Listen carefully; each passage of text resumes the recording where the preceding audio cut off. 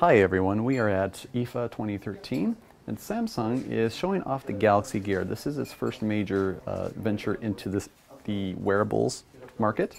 Now the Galaxy Gear, as you can see here, has a 1.63-inch display. It is a 320 by 320 resolution. Let me just give you a really quick hardware tour.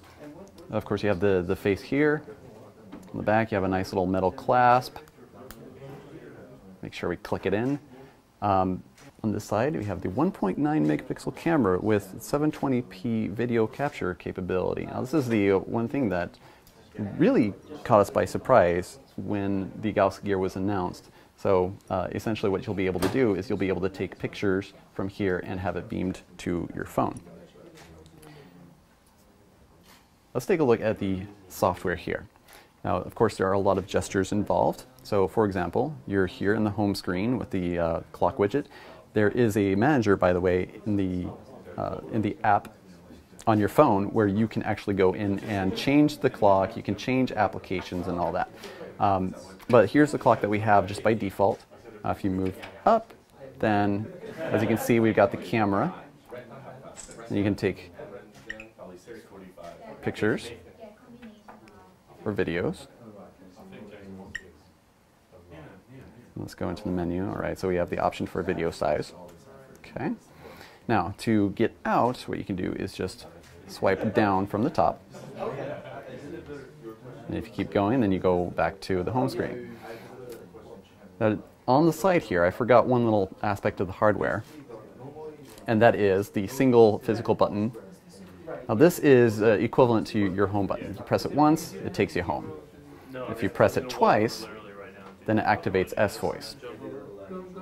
Now S-Voice certainly is going to be handy in the wearables market because this gives you the option to say that you want to make a phone call, you want to do text messages, whatever, so that way you can be totally hands-free. Our only gripe about it is we would love to see an option where you don't have to press this button with another hand, where you can just have something like OK Google Now and have it automatically listen for your voice and hear it and activate that way. So that way if you're on a bike, for example, you're not trying to have to mess around with all of this at the same time. You know, you gotta practice bike safety and driving safety if you're into that sort of thing. Okay, so from the home screen you can just swipe right and you got notifications right here. You just press it and it takes you straight in. Okay, so no notifications that we need to worry about right now. So let's move on. Voice memo, S-Voice, like all these are certainly what you would expect. Now music here, this, whenever you go in and you set something up with your music player, you press play, what happens is it will start playing on your phone. Now at launch, it's going to be compatible with your Galaxy Note 3 and the Galaxy Note 10.1 2014 edition, both of which are running Android 4.3. At some point down the road, there are going to be plenty of other Galaxy devices that have this capability that will be compatible. The thing is, you'll need to have a software update that gets it up to Android 4.3 TouchWiz as well. Pedometer, so that's going to be huge with running, for example. There is certainly a huge emphasis on health and healthy living. Of course, you got the settings, easy enough to get around. Now, it's not going to be like as responsive as you would expect on a phone, but of course this is an earlier model. It's also the very first Galaxy Gear, so you know there may be a few little things that need some ironing out.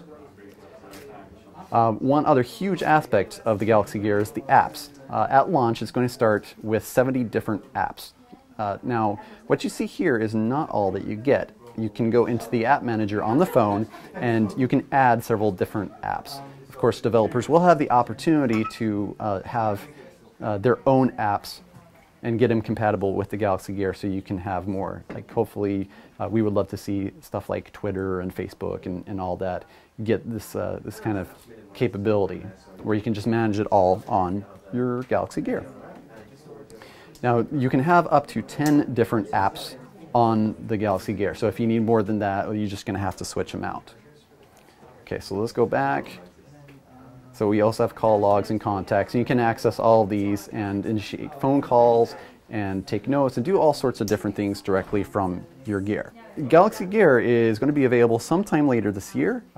This is the same thing with the Note 3, so we have a high suspicion that the two devices will likely become available right around the same time.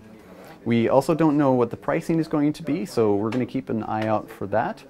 And also be sure to check out our hands-on at Engadget.com, where we go into more detail about all the different specs and our first impressions of the Galaxy Gear.